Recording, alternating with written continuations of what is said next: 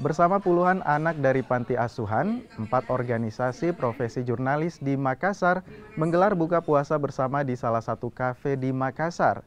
Tidak hanya berbuka puasa bersama, sejumlah paket bahan pokok juga diserahkan kepada anak panti asuhan.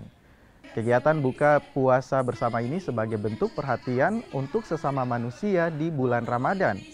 Selain itu, di kegiatan ini, 4 organisasi profesi jurnalis sepakat mendorong penguatan peran media dari upaya diskriminasi dan meminimalisir informasi hoax.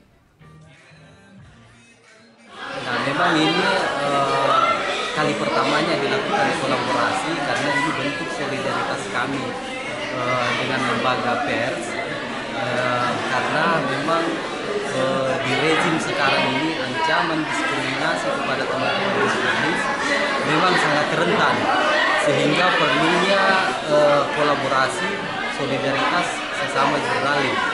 Dan hari ini juga selain buka puasa bersama, kami juga